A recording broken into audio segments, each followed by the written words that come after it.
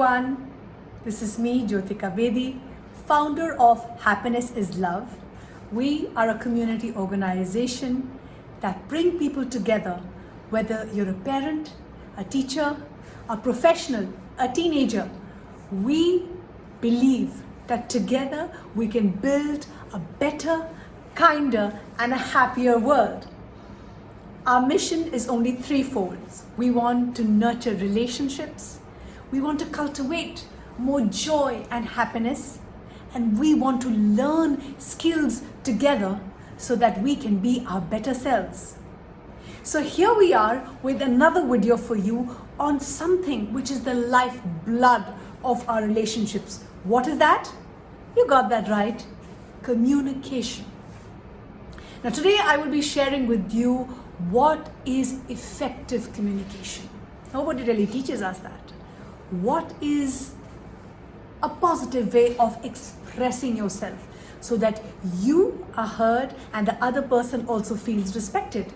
I know I was very eager to learn this skill because there is always a right way of expressing ourselves, our wants and our needs. Every person, let's understand, has a unique communication style. It is the way in which we all interact and engage with each other, exchange information with others, and make each other feel heard and understood. Now, I know that as a fact that some of us, I was struggling too, with how to learn those tools, those simple practical techniques that can help me be a conscious communicator, a communicator with understanding and empathy. So let's understand, there are four basic styles of communication: passive, passive-aggressive, aggressive, and assertive. And as you know, the name passive is when we feel scared to express what we want and need, so we tend to suppress, swallow our feelings and not share with others. The passive-aggressive style is when we shut down, we become silent, we give the other person silent treatment, we are sometimes sarcastic and stubborn. And I've been guilty of this, so this is universal. We all oscillate between these four styles, and I will tell you about the effective one in a minute. The aggressive style we all know, screaming and the shouting and the swearing. We all are guilty of it. Now, the goal really is to understand what is the assertive style, the effective style, because it is important for building healthy and happy relationships, for understanding one another. The assertive style has been found to be the most effective style, even though it is a bit tricky, especially when we haven't got models who we can mirror. Because again, this is something which is not taught in school, and that's why we at Happiness is Love we are doing future work, because in the future we will all need to learn healthy communication. We will all need to learn how to set healthy boundaries and practice being assertive at work and at home. So let us understand that assertive communication equals successful relationships. The techniques that you can try, and I'm going to encourage everyone to try this with your loved one, is to first understand what it means to speak up for yourself. Because assertion means where you can express yourself openly, honestly, clearly, directly, respectfully. The word respect is very, very important because we all want respect. However, I cannot command and demand respect if I don't respect others' thoughts, feelings, and emotions. And assertion also means to ask for what you want and need. And this requires practice because we are not taught. So first, let us note, where are you really having trouble with assertiveness? Because I know we all struggle somewhere or the other. Some people have no trouble making opinions known to loved ones, and they advocate whatever they think openly around new people as well. Others respond aggressively when they feel threatened or when conversations get heated. They start to quiver and shake. Perhaps you feel confident sharing your thoughts with your romantic partner, but communicate more passively with other people. This happened to me. So it's very important to first identify those areas that can help you first take steps towards a balanced, healthy communication style. For that, you have to do the homework of first observing, recognizing, and looking at your communication style. And then challenging yourself that, is this the effective style? Am I being assertive? Am I being effective? You need to learn to recognize your own feelings first. It's very, very tough. I know it. I practice it every single day. I work and learn, and I know it's hard to express our needs and opinions when you don't have a defined idea of exactly what that is. So you have to do the self-work. You have to take out time for self-discovery so that you can get more in touch with your feelings. If you struggle to acknowledge and label your feelings, you have to start by paying more attention to your internal experience. Because guess what? Happiness is not determined by what is happening outside of us. Happiness is determined by what's happening inside of us. So that inner work needs work, but it is the most rewarding work you will ever do. So I have a few questions for you. You can ask yourself, what makes me feel good? What makes me feel stressed or unhappy? What do I really enjoy doing? What do I wish that I don't do so much?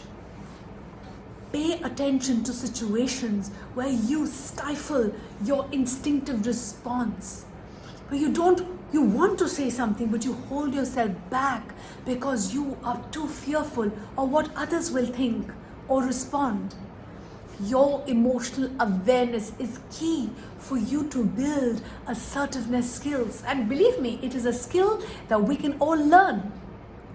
Increasing emotional awareness will help you first recognize what you're feeling and then offer what you have to speak up for yourself in the most respectful manner, and you will be able to handle disagreements with more ease and comfort. And I can assure you this because I believe in this, I practice this, I teach it, and I'm constantly learning because these are, of course, reminders for me too. So ask for what you want. Just as you have the right to express your needs respectfully, you also have the right to make requests to others when you need something, whether that's help with work, help with a task, or change in somebody else's behavior.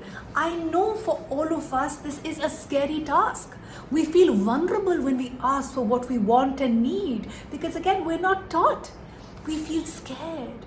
We fear the other person's reaction or response. But you have to keep it in mind that it's okay for you to express what you want and need and for the other person to say no. Because the other person also has a right to refuse. But the key is in the way you express what you want and you need. So simply you have to make a request for you to have a healthy exchange. So let me make it very, very simple for everyone. Use I statements.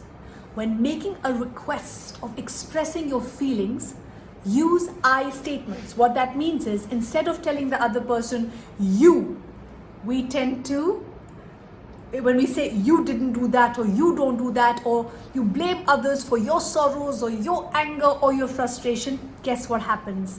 The other person feels attacked.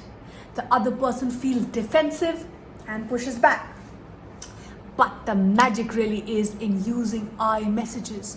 When you say I, you use I statements by focusing on your needs and feelings rather than assuming those of others.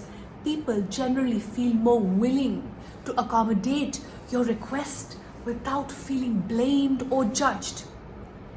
If your mother wants your help, for example, and you are unable to because you're busy at work or you have an assignment, you can say, I would have loved to help mother. I've had a busy week, so I need some time to relax. I'll help you clean up, but can it be next weekend for me? How about next weekend? And ask that question. This will probably get a better response than just simply saying, no, you never understand me. You're not respecting my boundaries or my time and everything that I have to stop just to do for you. So when you focus on I feel, you will see the magic unfold because you are not coming from a place of blame, complaint, or being disrespectful. You are honoring your needs and wants and expressing them in the most respectful manner to the other person, and also letting the other person know that it's not that you will not help the person, but you give them an option. So remember, I have this beautiful script. I feel ... whenever you're feeling that the other person's behavior is upsetting you, let the other person know. Then close the loop with a request. You need to make sure that you express your expectation by making a request.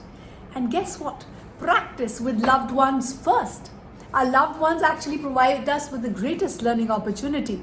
I always say that parenting is the most effective leadership program because you get to practice all these skills that we talk about with your children.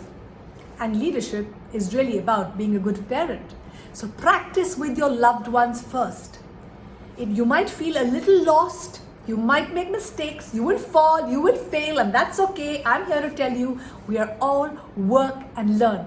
But you have to go out there and in the most calm way, practice assertion with people you trust.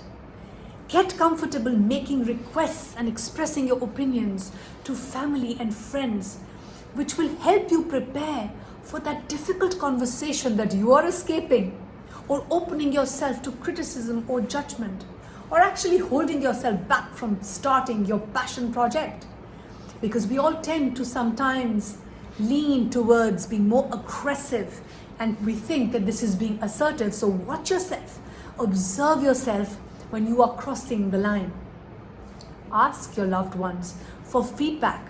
If they are feeling attacked or unheard, you know that was a teachable moment where you need to take back that data, recognize that maybe you need to tone down your approach. What do you need to do? Be specific. A polite no thank you isn't aggressive, and you don't have an obligation to offer anything more. We all have to get comfortable with saying no, but the trick is to say it respectfully.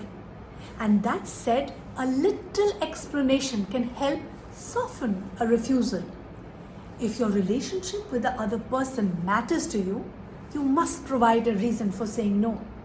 For example, if a co-worker invites you for lunch and you are busy, or you're feeling mental fatigue and you don't want to go out, you can start by thanking your co-worker and saying, thank you for the lovely invitation. I'm just feeling mental fatigue. I need to rest this weekend.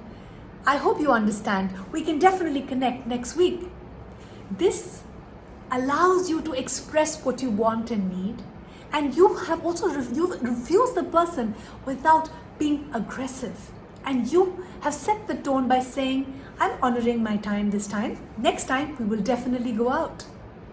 Make sure you pay attention to your body language. I know sometimes I struggle with this, that your body language speaks louder than words. Our words constitute only 7% of our communication. The rest 93% is your body. It speaks louder than your words. Your eye contact, your tonality, your gestures, your posture, your walking style, all of this exudes communication. Sometimes you don't have to use words to express how you're feeling because your body language will suggest it. So make sure you are mindful of your gestures. your posture, your tone of voice. We all feel hurt when somebody speaks to us in a disrespectful, harsh, or rude tone. Sometimes we are guilty of the same. So make sure that you are cognizant of your body language. Let's say your roommate keeps forgetting to take out the trash. So instead of crossing your arms and raising your voice to say something like, "You never remember to do your chores," because you're trying to express your disappointment, storming out of the kitchen and letting the other person know that you are grumpy and you are giving the other person the silent treatment, consider offering a polite reminder in a calm tone. You have to make sure that you are calm inside before you practice your assertion skills. Remember, you're on trash duty this week. Would you mind taking out the trash, please? We can switch chores if that's a problem for you. Don't forget to ask how they feel. It's very important to take care of your own needs, but assertion doesn't mean that you drown others while you are trying to speak up and stand up for yourself. Healthy, productive communication has to go both ways. I'm okay, so are you. Consider another person's perspective, because you have to show respect not just to yourself but even to the other. Once you have stated your needs, you might say, "What do you think? How do you feel about it? Would you like another suggestion? Would you suggest something else?" Then listen without interruption, because they deserve a chance to be assertive too. So keeping your calm in being assertive is very important. Make sure that you have practiced self-care. Your cup is full, because you cannot pour from an empty cup. Make sure that you have done your exercise. You have done some reading on assertion. You are feeling calm inside. Otherwise, in trying to use the tools and techniques, you just might slip into the aggressive mode. I'm guilty of that. It happens to me a lot. And this is again a reminder that when you want to be assertive, you have to practice being calm yourself. Timing is very important. You have to feel the calm, and the other person has to be receptive to your message. Because if you are practicing assertion at a time when the other person's having a tough moment or a tough day, boom, this is not going to be an effective or a healthy exchange. It's normal for emotions to come up, and you will feel charged and maybe a bit stressed before you practice. But I'm here to tell you, instead of expressing your distress, your unhappiness with your body language or judgments, trying to use words like "you do this" and "you never do this" or "you always do that," because this is going to attack the other person, focus your attention on the I messages to describe how you feel. For example, I use this script with my children, with my husband, with my parents, with colleagues at work. I let them know if I'm feeling a feeling like I feel frustrated when ... So I feel frustrated when the task assigned is not done on time, and it is my humble request, as agreed, for you to please submit your work on time. I feel sad. I let my children know I feel sad when I make a request and you don't honor it, and we had an agreement that you will finish your homework on time. I feel disappointed when you speak to me in a harsh tonality. It is my humble request for you to speak to me more politely, and so will I. Make sure that whatever you are expressing to the other or expecting from the other, you have to model that yourself first. And if you make a mistake, if your tonality is rude and harsh, and sometimes your body language is negative, make sure you take ownership. Make sure you apologize to the other person, because guess what? We all think it's really the other person who's toxic, but never ever do we focus our attention on ourselves, where sometimes I am that toxic person too. And this requires deep self-awareness. Managing your emotions can reduce tension and make you a successful communicator, because really, our communication is the lifeblood of our relationships, and our relationships, the quality of our relationships, is the greatest source of happiness and inner peace. So make sure that if you want a little break so that you feel more relaxed before you have that tough conversation with a loved one, a colleague. Make sure that you prepare your script, you express your need by making a request. So what does it really look like? I'm not sure what makes communication assertive for you. However, the following scenarios can help you get a better picture. For instance, with a friend. Let me give you an example. One of your close friends has a crush on your roommate, and your roommate seems to have some interest in them. Lately, when you make plans with either of them, they always ask if the other will be there, which you find a little irritating. I'm sure some of you can relate to this. You have some unpleasant experience with your roommates and friends dating, and you feel a little concerned about how this might play out. Plus, you know your roommate does not want a serious relationship, while your friend definitely does. So one day your friend finally asks, would it be alright if I asked your roommate out? Gather your courage. What can you say? Again, own your feelings, be honest, be clear, be open. I'm a little worried that this could affect our friendship, especially if it doesn't work out.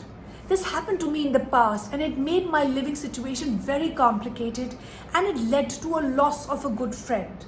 Plus, my roommate is looking for something more casual.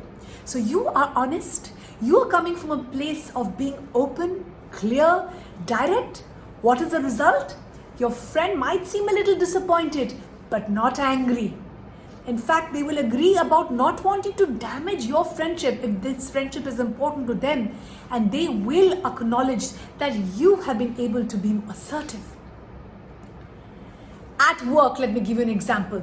Your boss has mentioned a large upcoming project several times, saying that they want you to work on it since it's for clients you've assisted before. This will be great to add to your portfolio in preparation for moving up that ladder. They confide, you're already ready for that. When they finally give you the project material and a due date, your heart sinks. You have a few essential pieces of work that you can't put off, and there's no way you can complete everything yourself. At the same time, you don't want to let your boss or clients down, and you really want that promotion. You set up a meeting with your boss and you explain the situation by practicing the tools of assertion. I want to prioritize this project, but I'm a little afraid if I take it on, all of my work will suffer. I'd like to show you what I can do with this, but I want to be able to do my best work. And all I want is a little help and support from other team members as well. What is the result? Your boss agrees that you have too much on your plate. Together, you think of a solution so that you are able to do the project, you have more time to handle the new project, and you get the help that you're asking for. Next, with your partner. You've started dating someone seriously. While you like them a lot and enjoy spending time with them, there's one problem. They are extremely messy. Every time you visit them, you notice dishes in the sink and laundry on the floor. I'm sure a lot of you can relate to this. The floor isn't swept and the bathroom is super dirty. So far, you've dropped a few hints but haven't said anything outright. Instead, you invite them to your house since you feel more relaxed in a clean space. One day they ask, why don't you like coming over? You don't want to hurt their feelings, but you want to be honest. So what do you say? I feel stressed in many messy spaces, and that distracts me from enjoying your company. Would you be willing to do dishes and laundry and clean up a little before I come? Or I can come and help you clean up sometimes, but it would make me feel very happy and more comfortable to come in a cleaner space. The result? Your partner doesn't feel judged or like you're demanding that they change. They want you to be comfortable and agree to tidy up a little bit. So why is all of this effort worth it? I'm here to tell you that though assertive communication often takes time because it is a practice, it takes 3 weeks to build a new habit, and we all are not aware. But I am telling you, when you dive inside and recognize that you're passive or passive aggressive or communication style is not serving you, then what is the solution? It is this extra effort. It is the most rewarding work you will ever do. So some key ways of using assertive communication that will benefit you and your relationships. It protects your needs. We all talk about setting healthy boundaries. Boundaries allow you to respect yourself and the other by setting limits so that you feel more comfortable and so does the other. When you communicate assertively, you become emotionally more aware and more expressive. And you make that choice what you are willing to do and not do by honoring your needs. Because these boundaries are just reminders so that you are able to take total responsibility of your feelings and emotions, because we are all so quick to judge, to blame and complain to others about our own sorrows, our own frustrations and even anger. So this actually helps you reduce your frustration and resent. It builds trust because you're coming from a place of honesty. And like they say that honesty is the best policy, you start to own your feelings and you start to express your feelings honestly. You are likely to build more trust, because passive communication only leads to lies, white lies, because we're too scared to speak up the truth. And we are not taught to speak directly and clearly. And there is weakness in our communication. So this is the time for us to realize that for me to build better, happier, deep, meaningful relationships, this is the best approach. It prevents stress. I work with so many people and I've realized that relationship stress and distress is one of the biggest cause of unhappiness in our relationships. Because we don't know how to communicate effectively, we keep harboring negative thoughts and feelings and we drain ourselves, we deplete ourselves and feel emotional exhaustion when it comes to our relationships. So this is really a gift that you will give yourself by preventing stress, resentment, feeling overwhelmed, burnout, mental fatigue by working on how to express yourself better. And it helps you prevent conflict. What if you gave your friend you wanted to date your roommate an aggressive response? Would it work? No, it will not. It will actually impact your relationships. So the point is that if you want to have healthy friendships, you have to learn to express yourself in a manner that your relationship does not get spoiled. And you are not slamming doors or rolling your eyes or sulking with your friend who probably is not a mind reader and does not know what you want and need. Expressing your opinion honestly will help you avoid potential harmful scenarios. And last, it promotes confidence and satisfying relationships. Communicating assertively does wonders for your self-esteem. It boosts your self-confidence and your satisfaction in your relationship. You're able to do more, you're able to learn more, and you're able to become more because you have learned how to safely express your own feelings, set healthy boundaries, and take care of your feelings and the feelings of others. I hope this video was useful to one and all. Thank you for so much love, encouragement and support. We are here because we care, and together we are stronger. #together we will win.